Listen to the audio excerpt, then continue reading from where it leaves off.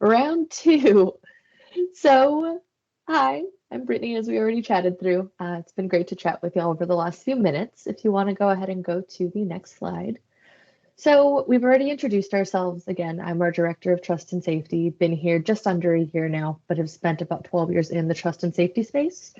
I spent about 9.5 years at Airbnb helping. I was one of their first 50 employees, helped grow and built the team out there, which was awesome. Really great experience to watch us grow from 50 employees to well over 5,000 when my time there ended, which was awesome.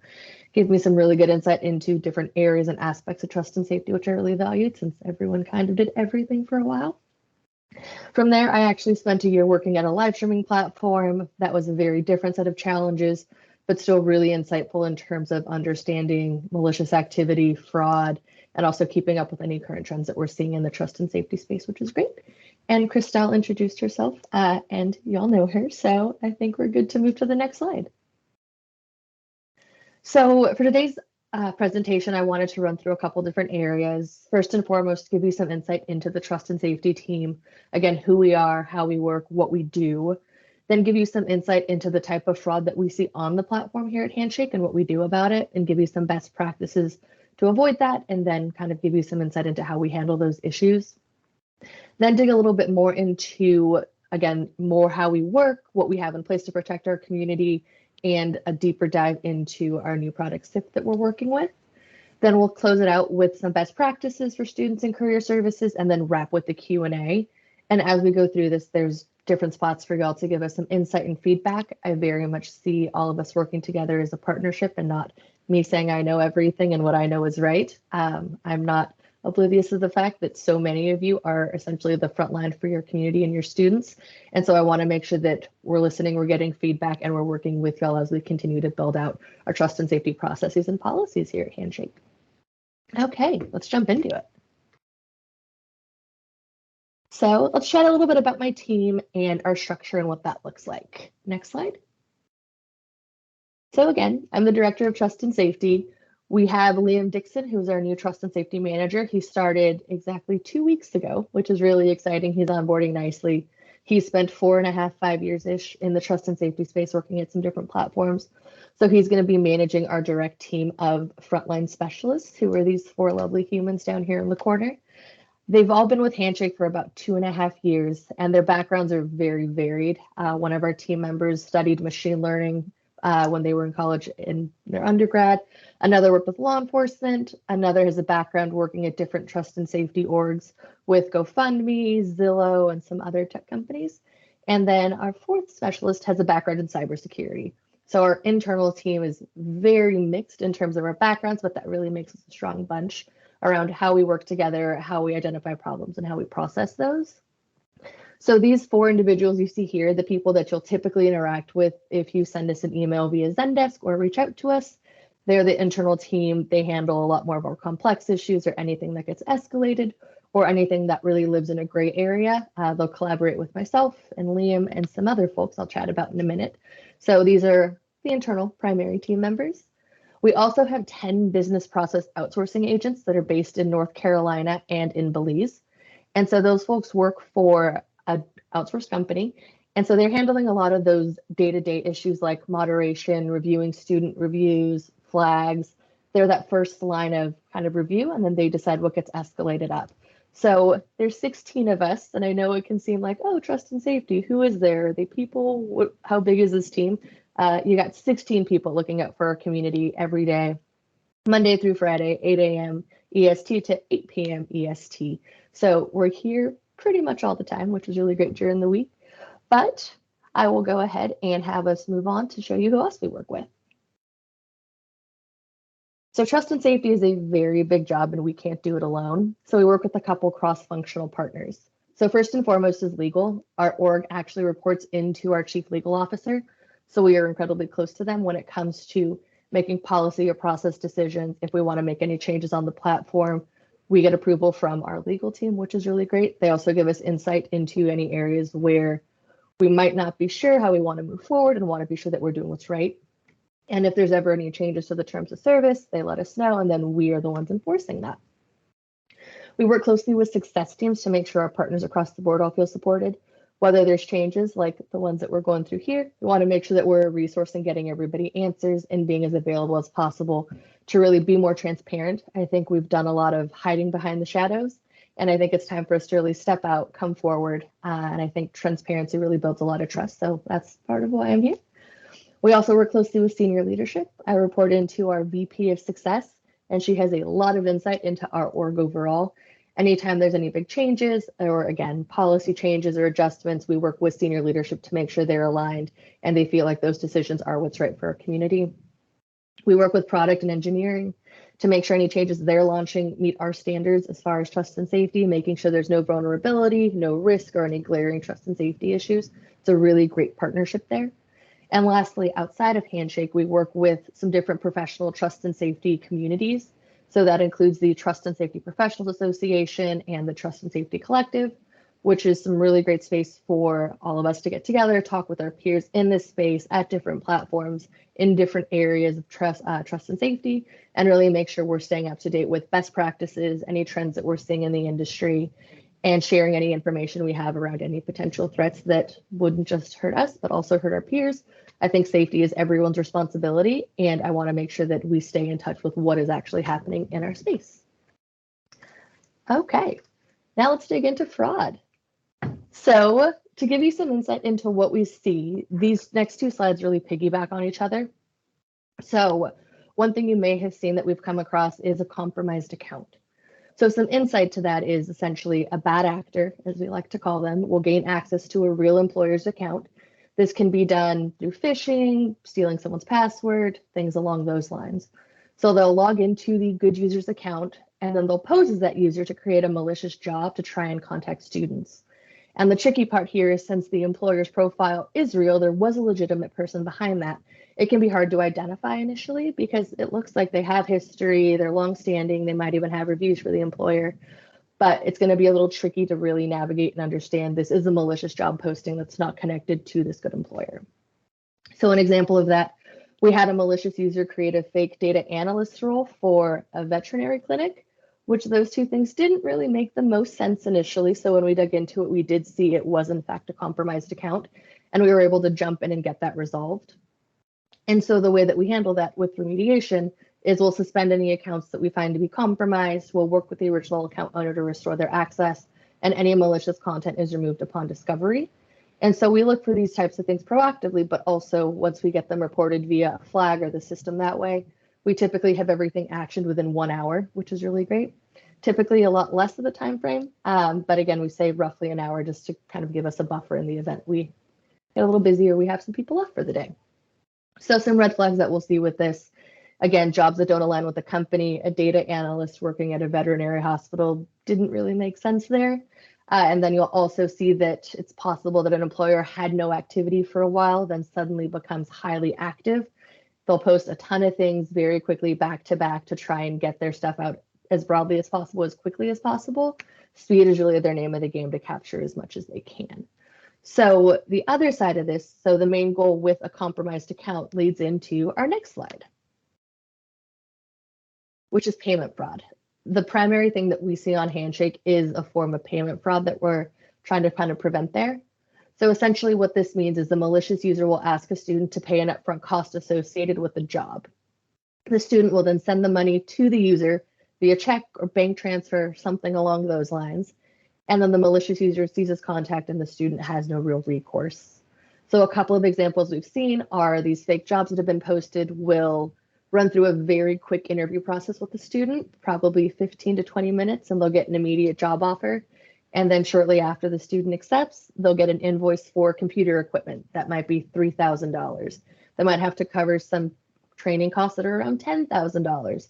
Or they'll say, this is an easy job, we're just going to send you a wrap for your car. It's like a decal. Please send us a check for $1,000 to cover the cost of this, but you'll make it back over time. You just need to pay that up front. That's a huge red flag. So anytime someone cites upfront costs, but none are listed in the posting, always send that to us. We really want to hear about that. Again, those jobs are offered incredibly quickly. Speed is the name of the game for these folks. They want to get in, get their money, and get out, which is why they have a very short fake interview process. And then students will get that invoice typically within a day or two of actually having that fake interview and conversation and job offer come through. So the big thing here is just remind folks, don't send any money to anybody, period. Have us review it first. And again, flag things or email us. We have that 1 hour turnaround time typically. It's usually, again, a lot less. We want to get to these things as fast as possible because the way you combat a lot of this behavior is we got to be just as quick as they are. If they see that they're posting things and they're staying up for days on end, they're going to keep doing it. Whereas if they get posted, they get flagged, or we find it proactively, we can jump and take that down quickly. So then it becomes a waste of their time essentially, and they'll move to another platform. So if you ever hear of anyone sending anything to anyone, please have them reach out to us. And then a little bit later in the presentation, I'll go over kind of what steps people can take if they have been scammed by any of these folks. So more to come there. So next slide. So I think Christelle set up a Slido, right? Yes. So right here, it should come up. But the Slido, if you go on slido.com, and I can't put anything in the chat, so that's great.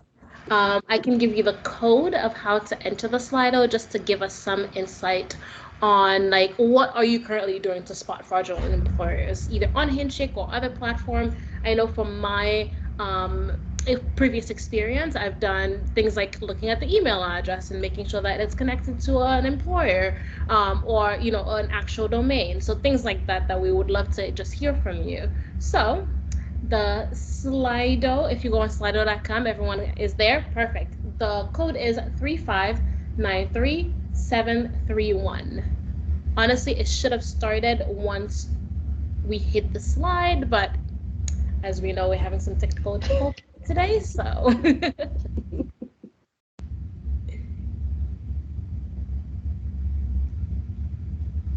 Is everyone in? Can I get either a thumbs up or perfect? I'm seeing a couple of votes coming in. Yes.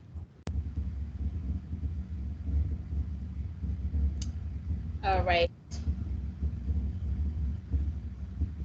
All right, so I'm seeing student reporting. When a student basically report that fraudulent employer, urgent language, that's a really good one.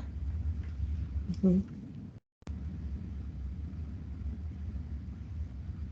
Another student reporting is getting pretty big here. And then a Gmail account user spelling errors in the post. Yeah, personal emails. Mm-hmm. Yeah, personal home addresses. Great. Incorrect spelling, inconsistent website. Oh, thank you for sharing that.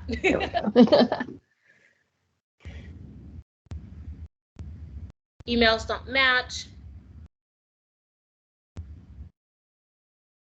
Payment, obviously. Mm-hmm. Lack of business. Oh, that moved around. Great, awesome. Well, these are all great ways that you are all spotting fraudulent employees either on Handshake or other platforms. And I know that this is something that we also incorporating and encourage our partners to do. So thank you for giving us some insight, and I'll continue with Brittany with like what Handshake is specifically doing.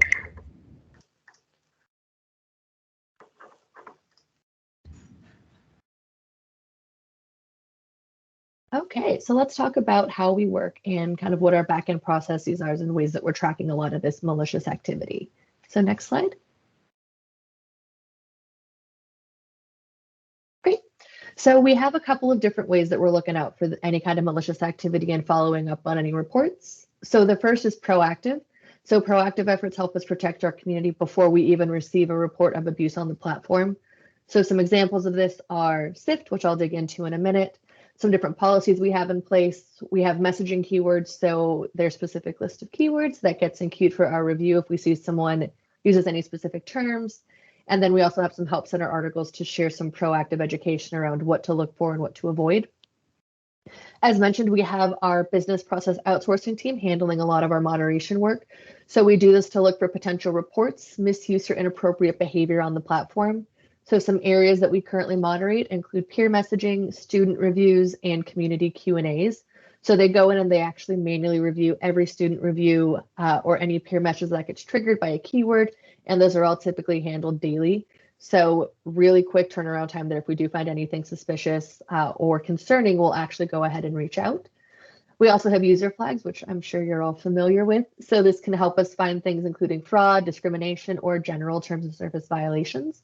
And lastly, we have any kind of email that y'all can send us, whether that's through the Help Center, via email, or through another channel that helps us create a ticket via our platform Zendesk to go ahead and get back to y'all. So that's where we're seeing more of those fraud reports, terms of service violations, and some general questions there. And so again, I can't stress enough how quick we get back to a lot of these things. Our user flags are typically reviewed and handled within 10 minutes, and any kind of emails, again, within that 1 hour turnaround response time when we first hear back from y'all. So if you're ever hearing otherwise or not seeing things be followed up on accordingly, please let me know. I want to know. But we take a lot of pride in the fact that we can get a lot of this stuff resolved within about an hour. I think our average handle time for a lot of our cases and things that come in is about 12 minutes. So we're very on top of things on our end. Next slide. Okay, so let's talk about Sift. This is our newest partner and vendor that we're working with. And I know there's been a lot of questions around Sift, what it is, how it works. And I really wanted to dig into that a little bit more and give some insight into what it is and how we're using it and how it's benefiting us already. So Sift Science is an industry standard for fraud prevention and detection. As you can see, these companies below all use Sift. There are some others that aren't on the slide that use it. For example, we used it at Airbnb. I know Uber is a big fan of Sift Science as well. And so what it does is it looks at user behavior, content that they're posting, and their overall network to block malicious users. So if somebody is malicious on one of these platforms you're seeing down here, let's say Indeed, for example, they'll be marked as bad in Sift. And so Sift will know that it's a malicious account with some malicious attributes. So on our end, if that user tries to create an account, Sift essentially will give us some warning indicators that this person might be malicious, which is really great. So they won't be able to tell us exactly which platform or which company has them suspended or prevented from using their platform, but we can assume that if they're bad somewhere else, they're probably not going to have the best intentions with us. So that's another really great benefit of using Sift and the network and it being so expansive is we're getting a lot more data around malicious users and malicious activity and behaviors that we might not see on Handshake yet, but we can get ahead of that knowing that others have seen it, others are dealing with it. So the machine learning model behind Sift is actually learning and updating based off of what it's seeing in that network as well, not just on our platform. Next slide. So the way that Sift identifies bad actors is through a few different verticals. So first, we actually get to help tell it what looks bad to us. So within Sift, we created a list of signals, which are called rules, that typically indicate malicious behavior. And I'll give you some examples of those in a minute. But it's really great that we actually have a say based off of trends that we're seeing or feedback we're getting from partners to say, hey, we hadn't thought about this. That's a really great idea. Let's dig that in to our current Sift setup to make sure that we're accounting for things that you might have already seen. Because again, y'all have been the biggest frontline defense for us. And so we want to make sure we're leveraging all of that insight as well. Sift also leverages machine learning. So as we mark people as bad in Sift and say this is malicious, this is fraudulent, its system actually learns and starts to read that behavior and those attributes to look for other users that might be malicious or that might be connected to that user to really start to learn the behaviors of what a fraud or bad actor type activity looks like on our platform, which is really great, which is awesome in terms of being really proactive and not having to manually review every single account since the machine learning model is incredibly accurate and precise. And then lastly, again, Sift's network. So we get to leverage those data points and behaviors and attributes that other platforms have found to be malicious without us having to really duplicate efforts and really rebuild that and recreate the wheel on our end, knowing that if somebody's bad on Indeed, they likely don't have the best intentions on our platform as well. So let me run you through the flow here on the next slide.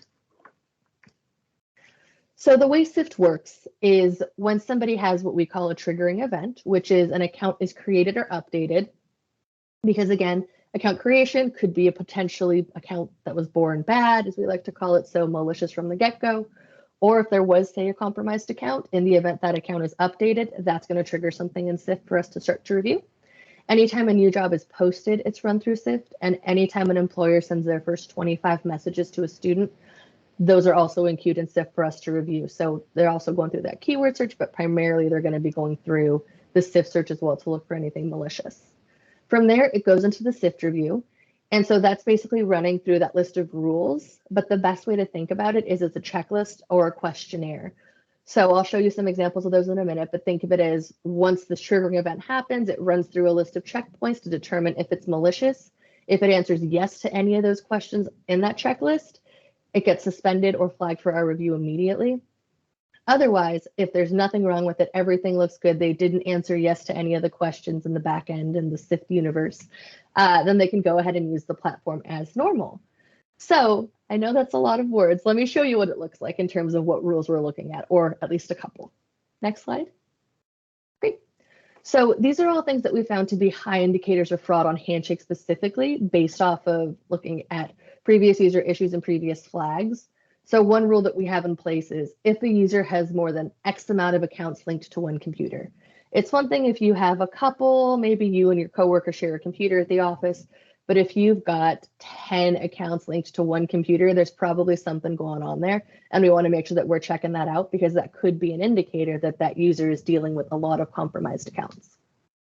Another one that we have is if a user's computer has been associated with someone who was previously removed from the platform. Right, so Sift looks at some different attributes that I'll show you in a minute, but one of those is it'll let us know if a computer is tied to another user that's been removed, and we can see previous account history that way. Another one that we see is the job title, including the term personal assistant. One of our bigger kind of fraud fake job situations right now is personal assistant jobs that are very high paying. So it'll say something like personal assistant pay is $75 an hour. And it's kind of like, well, that sounds really great, but also probably too good to be true. And so that's been another one that we want to really take a look at and NQ. And then lastly, an employer has signed up with a generic email address, which can include Gmail, Hotmail, Yahoo, all of those fun things that you'll know.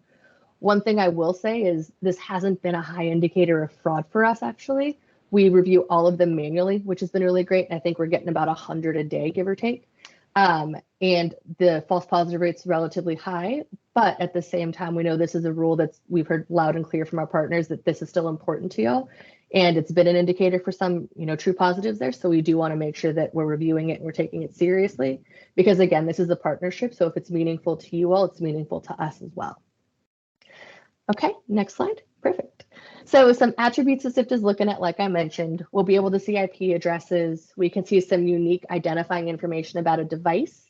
We can see whether or not somebody's using an IP or any duplicate accounts connected to a computer, phone, IP address, or Wi-Fi network. So we can see if there's any groups of people that are acting malicious or one person who's just kind of creating a malicious network of their own. So these are just 4 of the, I think, 400 different data points Sift can look at. So there's a lot to consider there. But the really great thing about it is it's constantly evolving. If there's one thing I can tell you about fraud is as soon as we figure it out, they find a new vector, they find a new way to, be malicious. But the cool thing about Sift is, again, we're leveraging the entire Sift network who might see a trend before we do. But also if we see any trends or you all see any trends that you notice, you can flag those to us and we could actually run through it in Sift to understand if we need to start training their machine learning model a little bit more. So that way their kind of smart computer, for lack of better words, can improve. Or if it's something where we just might need manual review for a while, which is something we're doing with those generic email addresses. Okay, next slide. So we talked about what Sift is tracking. Let's talk a little bit about what it's not tracking. So Sift's primary focus here is fraud. So one thing we're not going to be looking at through Sift specifically is a residential address. This has actually been a pretty low indicator of fraud. And a big part of that is because remote work has become so common that not all companies have physical offices anymore. I personally cannot tell you the address of our Handshake office. I wish I could. I might be able to Google it, but I'm not sure what that is. And so as we see a lot more companies go remote, abandon the traditional office space, they're starting to get a little tricky with their address and where that's set up. So that hasn't been a huge indicator for us based off our current data set. Another one is cell phone numbers versus landlines. Again, similar to above, remote work has changed so much about how people work. And so I use my personal cell phone for work and I expense it. And I'm sure a lot of other people do too. So that gets a little tricky. And again, if people are working remotely, I don't have a home phone. So that would be another kind of tricky indicator there for a landline situation. And we also want to be mindful of, the fact that some folks will actually use Google Voice or things along those lines for work. So that way they're not using their personal cell phone number for privacy reasons. And then lastly, another one that we hear quite a bit about is third-party recruiters. And again, since we're looking for malicious fraud, it's not going to actively track third-party recruiters. However, those are still reviewed by Trust and Safety anytime they're flagged in our system. And again, those are handled within that 1 hour turnaround time, essentially. So if you are still finding those or you have concerns about them, please flag them. We're not ignoring them by any means. They're just not being run through Sift specifically. Okay, next slide. Okay, back to the Slido. Awesome. So you can go to the same Slido. And this question is to help us reflect a little bit, because I know Brittany kind of covered a lot there. In terms of what Handshake is doing, what do you think is the most important to your role? And I believe it should, is it working now? Perfect. Great. So the options are the Handshake Trust and Safety Team, Sift Network, Machine Learning, Flag Fraudulent Activities, and the signals and roles that indicate malicious behavior. And you can select multiple of them as well.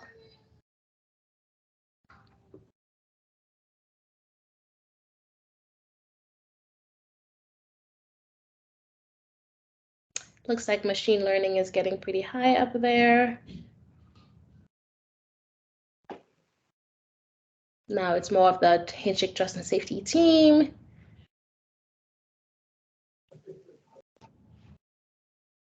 And I'll give it a few more minutes because I know we had quite a few folks on the line.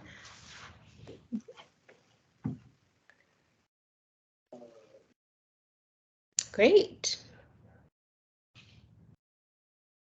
I like how this is more of the Handshake Trust and Safety Team and then down to the machine learning and things that are more automated, because that relationship and human action is still needed in our work. So, and that's the reason why we have a team of 16 people looking through this and really thinking about this on a daily basis. So thank you all for giving us your insight and letting us know that this team is important to you as it is important to us. Thank you.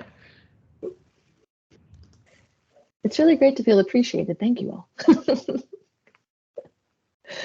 Great. Okay, I think we just have one more section to cover before we hop over to Q&A. So a couple of things to call out for best practices if we want to hop onto the next slide. And some of this is just a recap here.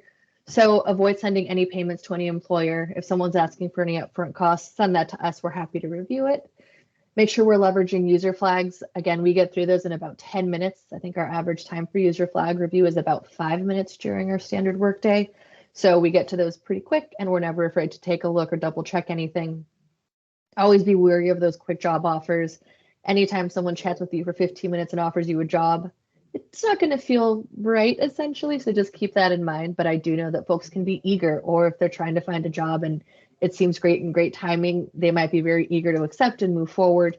But again, just take a step back or go with the good old rule that I follow is wait 24 hours before you give an answer. So then in that 24-hour period, you can reach out to us, we'll review, we'll take action if there is anything suspicious there. And then we also have some great help center articles that we have linked in this deck here for more insights on how to report the suspicious behavior and what else you might want to look for. And then next slide. So, well, we really are good at what we do and we love what we do. There are going to be times where we just can't track every single thing, as unfortunate as that is. So I wanted to give you all some steps that we can share out with folks in the event that somebody is successfully scammed, unfortunately. So first things first, let us know so we can remove the user's profile immediately and take action. So again, we'll have that done within an hour. These things typically filter to the top of our inbox anyway if there is an active issue going on. So it'll be handled in a much quicker time frame. But we want to make sure that we're removing those ads or removing those postings or those employers or those malicious users as quickly as possible to prevent them, getting involved with anybody else. Up next, a student can file a police report with local authorities. If they're going to be disputing that charge with their bank or credit card company, they're going to need that police report to move forward. So it's good to have them just get ahead of that process, reach out to local authorities and get that report filed. They can file an alert with their bank or credit card to immediately stop or dispute the charge. If it's a check situation, they might actually have the chance to stop that check from being cashed, essentially, if they can reach out to their bank quick enough. Bank transfers are a little trickier, but again, have them reach out to their bank as quickly as possible to pause it, knowing they will also likely need that police report in the event that scam was successful. And then lastly, they can file a report with the Consumer Financial Protection Bureau. So that way there's a government kind of tracking back end process for them to report to the federal government around these scams and kind of what they're seeing so they can handle things on their end as well. So very high level, but again, just some general resources and some tips and tricks for what to do if something has been successful. But again, let us know as soon as possible. We'll take action as quickly as we can because we do want to make sure we're protecting our community. And I think the last thing I'll just close out with is we're very open to feedback. We really want to be great partners with everyone. And I think the other part of this to me is my little sister's a sophomore in college. And so when I think about Handshake, her school uses Handshake, I want to protect her and all of her friends, right? I have a much younger brother who's a sophomore in high school who's going to be in college in a couple years. And I want to make sure that the platform is safe when he eventually gets there. So a lot of what we do isn't just building for today because I'm here now. I'm building for my family's situation in a couple years, right? So I'm definitely thinking long term. And I know y'all have some really great insight. You've been this front line for your schools for such a long time. And so we want to get that feedback. We want to hear what you have to say. We want to, be really good partners there because you're also going to help protect my brother and sister too. So I think that's everything I have for you. We can hop into a Q&A if anyone has. Oh, no, just kidding. We got one more slide up. One more slide, and it's really a wrap up as well. Just please share some 1 or 2 takeaways from today's presentation that you'll be implementing next week, and just reflecting back on like some best practices or things that you can give us feedback on. We'd just really love to hear from you and learn more of how you're utilizing this presentation as well. Be vigilant. Love that.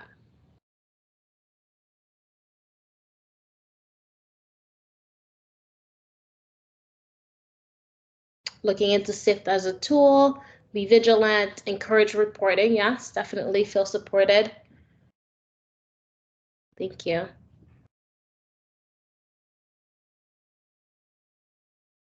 Reach out to on Zendesk. Yes, definitely. We're, as Brittany mentioned, we are here to cipher through all of these issues that come up. So definitely send a support ticket. Be educated and aware. Yes. And I would apply that to the students as well, educating the students and making them aware of what's going on. Be aware of red flags. Great. Awesome. A few of them coming in. Oh, I like that. When in doubt, reach out. Yep.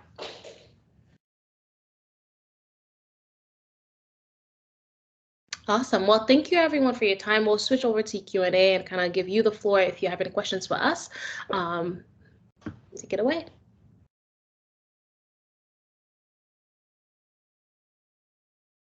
Just as a reminder, because our guests don't have access to the chat, if you want to take yourselves off mute, or I will share the questions if you do put them in the chat, and that would be perfect. Thanks all.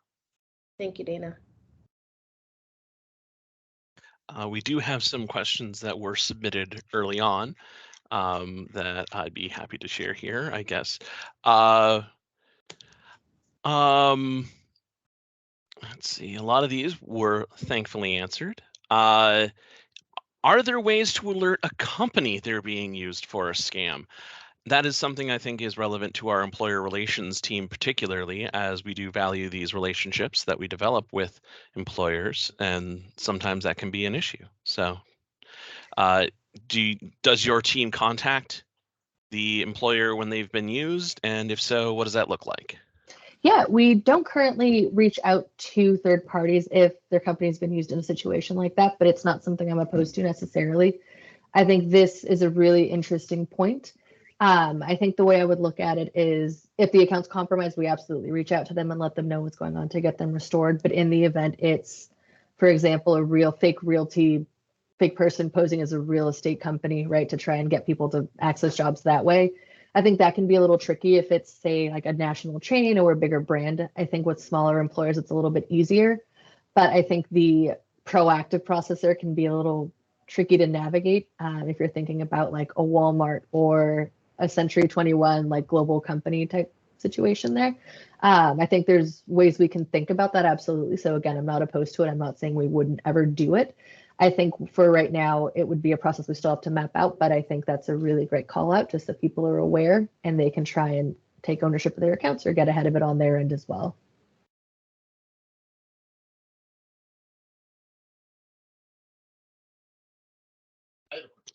I have a quick question. You know, as was kind of highlighted, that these are happening all the time, and we have to stay vigilant. We have to stay on top of this information, and there's a lot of work being done. I'd love to hear from you, like, how do we, like, what suggestions do you have for us as we're working with individuals who are job seeking to help that skepticism not turn into cynicism towards job search and utilizing platforms? Yeah, absolutely. So one thing I can tell you is our fraud rate is incredibly low in these incidents. As much as I highlighted these not so great things, they're incredibly rare. And I think the upside to that is in the event that something seems off, we get back to it within an hour. So we're always not afraid, definitely not afraid. We're always happy, to double check and go in there and validate and make sure what people are seeing is good. I think the other aspect of that is as we move through this kind of next phase and leveraging Sift, I think we'll start to see a lot less. I can tell you just from it running currently, we've caught a lot of things proactively, which never even made it outside of someone creating their first job posting, which is great. So I think you'll start to see a lot less of that realistically, which will start to give people some hope there and some optimism, I hope. But also I think as people see things at the end of the day, if you think about it as a city, right, there's always going to be some not so great things that happen, but it's still incredibly safe. And we've got a full team here staffed around the clock to really make sure that we're protecting people from that. And we're trying to find ways to be proactive to protect people. So if they find something once, let us know. We'll try and make sure it doesn't happen again. And hopefully Sift's machine learning will make sure it doesn't happen again. But yeah, we're always happy to chat through things or any specific questions folks have. We're not afraid to answer the tough questions. That's kind of what we love about our job. And it also gives us things to think about too, because if somebody has feedback or thoughts on how we can be better, we want to hear that, right? So anything we can do to support you all. So if you are getting those tough questions where someone might start, moving more towards that cynical view of things, let us know. But I would hope that there's enough good stuff on the platform to really balance it out, since a lot of what our job is a very teeny tiny piece of the pie. Awesome. Thanks for the great answer. You guys are doing great work. Thank you. Hi, yeah, my name's Ryan Chapman. I'm part of the career team. I use Handshake all the time, promote it to students. And is there, I don't know if I'm wrong or not, but is there a disclaimer for students to say, look out for these red flags before you start utilizing the platform so you avoid fraud? I don't know if there's like a proactive way to do it without reaching out to the student proactively, but you're kind of doing it in the platform itself. I didn't know if you do something like that or not. So yeah, that's a really great idea. We've actually been talking through ways we can be more proactive. One thing I learned from my time at Airbnb is if you can teach people and educate them from the get-go once they start that initial process, they're so much more successful with using the platform and avoiding all of these malicious potential scams. So that's something I've definitely been talking about with our team here and trying to figure out the best way to do that. So it's top of mind for me. There's not a full kind of onboarding look out for all of these things from the get-go, but it's something that we are very much looking into doing to try and get ahead of this, because again, that proactive education is so crucial. And I think that it can really make a huge difference in terms of just giving people the toolkit they need early on, as opposed to being reactive about that. So thank you for bringing that up. It's definitely top of mind for us right now. Thank you. And just to add, so everyone's aware, since you can't see the chat, I did just share that link for the trust and safety information in the Handshake Help Center. I'm a huge advocate of self-education towards our students, so that's also something that I would think is a wonderful tool.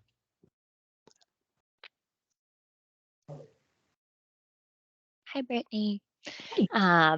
I wanted to ask, if you find that something is a fraudulent post, do you notify the individuals that have applied or done anything connected to that position? Yeah, once a job is flagged as fraudulent, a notification goes out to anyone that's applied for that position to let them know that it's been removed for fraud. Awesome. Fantastic. Thank you. Yeah, absolutely. And I would also add that I think the Career Center also get notified as well, list of students, and that way you can reach out to them and have a conversation as well. I can confirm that we do receive those notifications, and we do send out emails through our system to the students, again, requesting further information if they do get contacted, so we can pass that along up the chain, because sharing information on this sort of thing is the best way we can protect our students going forward. Yep. Great.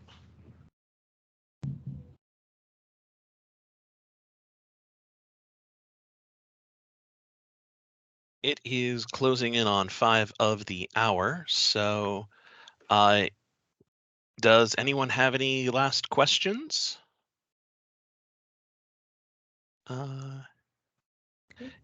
If not, thank you very much, Brittany. Thank you very much, Christelle. This has been wonderfully educational and incredibly helpful. And, thank you for dealing with our slight technical difficulties in the beginning. We definitely do appreciate that. And if you have any closing comments that you'd like to make, please do. Yeah, thank you so much for having us. I think it's really great for me to be able to connect with all of you and answer your questions in real time, and also let you know that Trusted Safety is a bunch of humans back here. We exist. We're here to help. We're here to support.